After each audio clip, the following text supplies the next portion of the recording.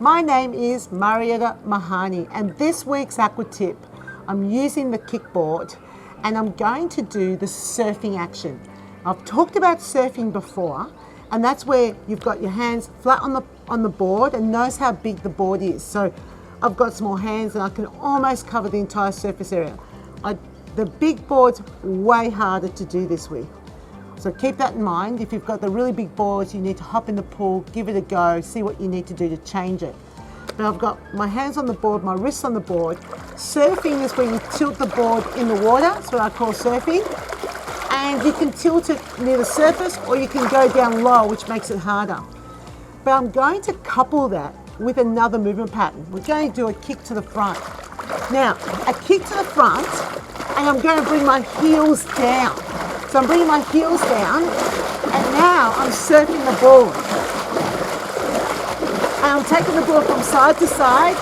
It's a fast kick, so it's not a big slow kick. So I've got my heels going down. Now if you want to work a bit harder, you take the board lower. Oh my God. And now, you've got your hamstrings working because you're pulling the heels down. You've got the quads working because you're lifting your leg up. You've got your abdominals working hard to brace, claws on. You've got your shoulders pushing the board down. You've got your chest working.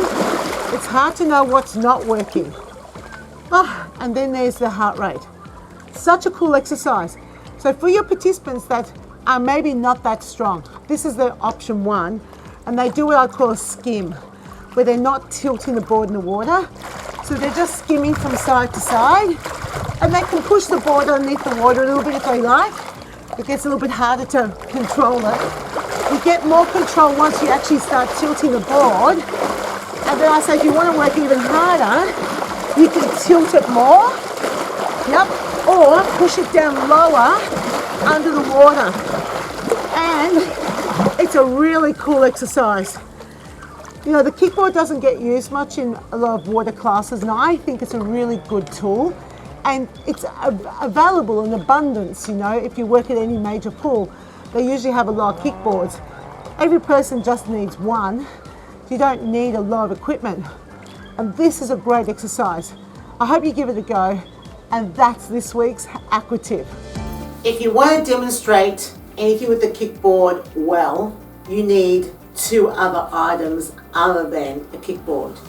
You need 1 and 2 rubber bands. Now you can see that I've got they're quite thick, they're not the thin rubber bands. So I had to purchase them at like an office store where they have like really thick rubber bands. These ones are 15 millimeters wide. I'll tell you why. This is why. You're gonna place your hands underneath so it looks like your hands is floating on top of the board like you do in the pool. So awesome. And this makes it much easier for your participants to also understand, but hey, it makes it easier for you to demonstrate. So whenever I teach my kickboard classes, I put 2 rubber bands on across the width of it, and then I can play around with where my hand grip's going to be. All right, so we've got the bands on, rubber bands on. We've got our hands on the top of the kickboard. And basically, you're just demonstrating a kick to the front with the arms moving forwards. So I mentioned that you might want to start by doing a surfing movement pattern. A skimming movement pattern with the kick. So you get people to kick to the front and then you get them to add the arms. Now, this is actually a bit weird and strange to demonstrate on land because normally you want to thrust your arms forward in the same direction as your legs, whereas now our arms are going sideways and I'm locked in by what I've got my hand position.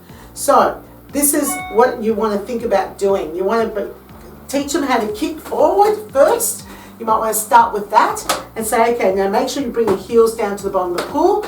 Now let's add some arms. So we're going to start by doing a skim. So see how I'm not jumping around. I'm sort of like, I'm pacing, I'm sort of stepping it out more than anything, but I'm still lifting my leg up. So it's not lift your leg up and now take your arms across. There's no energy in that. And hey, you're an aqua instructor, you're in the fitness industry.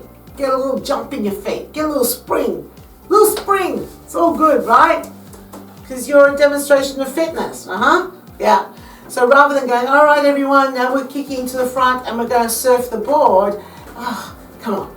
Now we're kicking to the front and we're going to start to surf the board. Now notice how I stopped to demonstrate the surfing, because there's too much going on. When you're trying to demonstrate the surf and the kick, yeah, it's a little bit tricky. So demonstrate the kick, then stop and demonstrate the surf. And then talk to them about the angle of the movement, where they need to feel it in their abdominals, in their chest, in their back, in their legs. And make sure that they're aware that this is not an easy exercise. Be careful. One thing I will say to you as instructors, watch that you're not throwing your arms all the way out to the side like this, because that's not what's happening in the pool. You're sort of surfing just in front of the body. So sort of like a little bit wider than your torso, realistically. You don't want to be like going all the way out here like this. Come on everyone, make it bigger, because you can't make it that much bigger in the pool. So be realistic, try it out in the water first, and that is this week's Aqua Tip.